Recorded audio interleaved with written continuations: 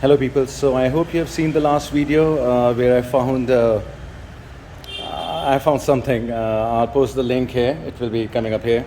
And yeah, taking the seat part is easy. Today's target is to get the air filter cleaned.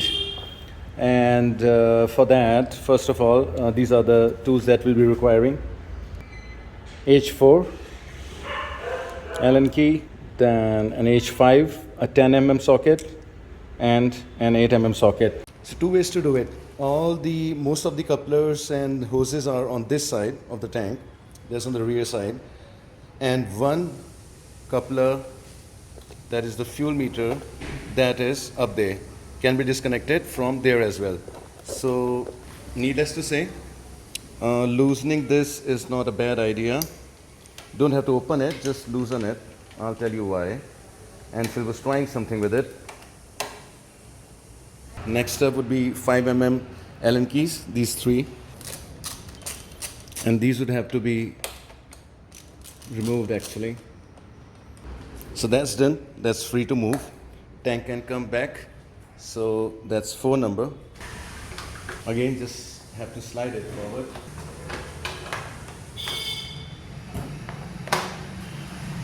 There you go.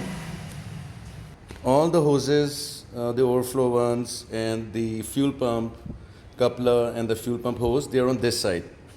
But there are two ways to disconnect the fuel gauge coupler.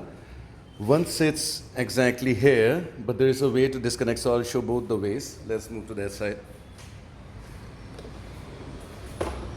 So something to just support the tank, so I'm just going to be using this. You can use a wooden block, would be better actually.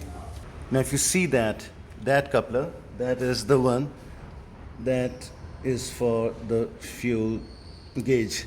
So just a screwdriver, just push in the tab and this should be free. So that's one way to do it. But this coupler here, this wire is connected at top on this side as well. So I mean, yeah, you can disconnect. So let me show you. If you look here, you will have access to all the couplers from this side as well. So everything, yeah, you would need some support like that. Holding the tank is not going to be possible. So these are the two hoses. And that one, so that one is for the fuel pump. And that up there, sorry, the camera is not capturing quite nicely. But yeah, that one is for the fuel itself. Again, two tabs, one yellow here, and if you see, one yellow there. So again, have to be pressed. So that's one way. Now let's move to the second way of doing it. Of course, this can all be disconnected and tank can be dismounted and we'll have the access to the air filter. But that's one way. Now I'll show you the second way, and I think that is what Enfield was actually trying with this contraption here.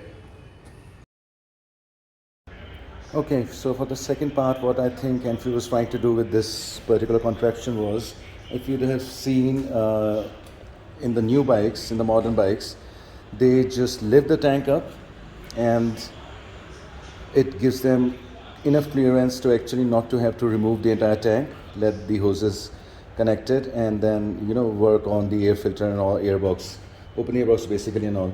How that could be done is again like that. Yeah, so that is where this contraption has failed.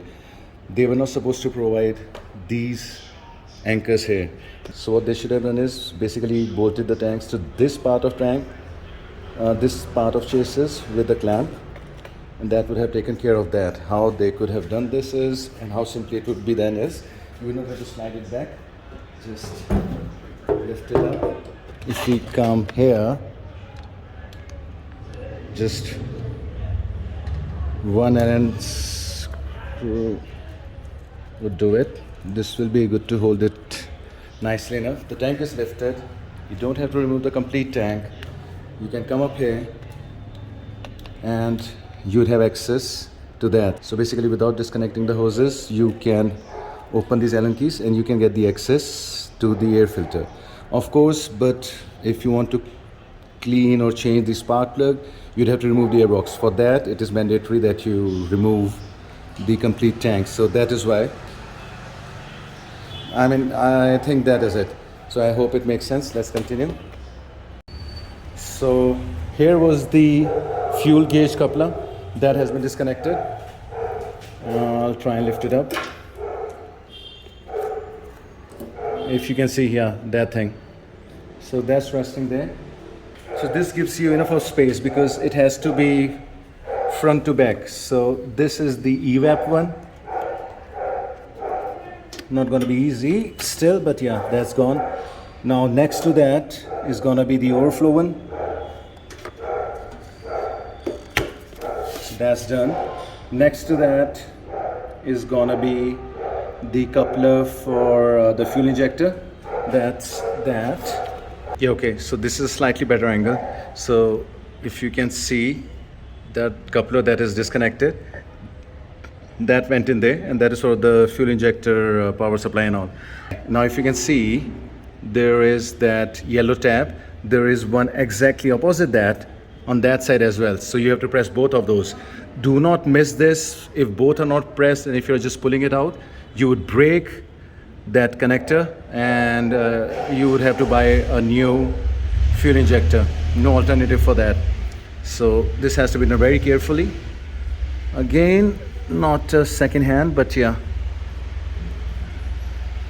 let me try and do that.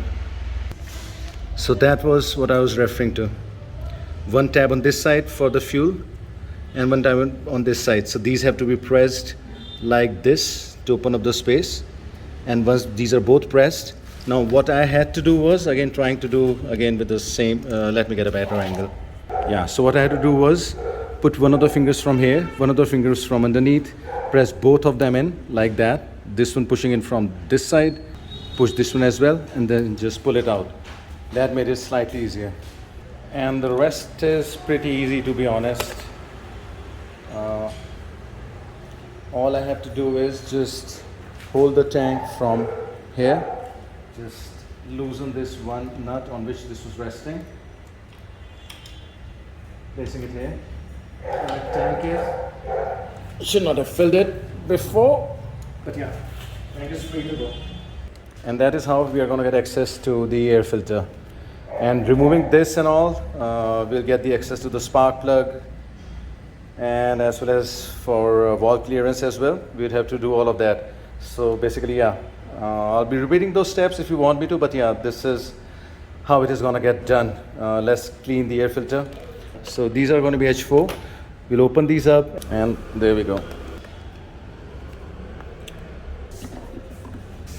Smaller in size.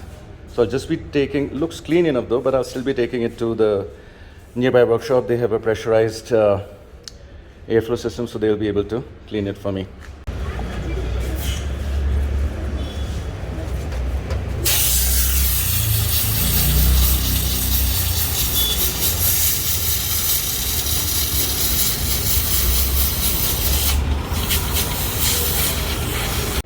So here we have it. You saw the video, I have posted that. So it was not that dirty actually to begin with. Yeah, I can see clearly through it.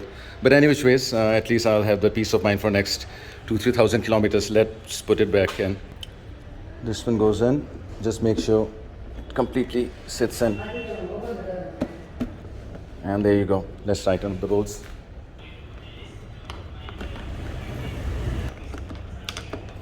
Just have to put the tank back. Again, getting the angle is going to be a problem, as you can see. But yeah, remember, this tab here, and there is another one there. So these have to be pushed in. It will easily slide in though, but yeah, while pulling it out, these both have to be pulled in like that.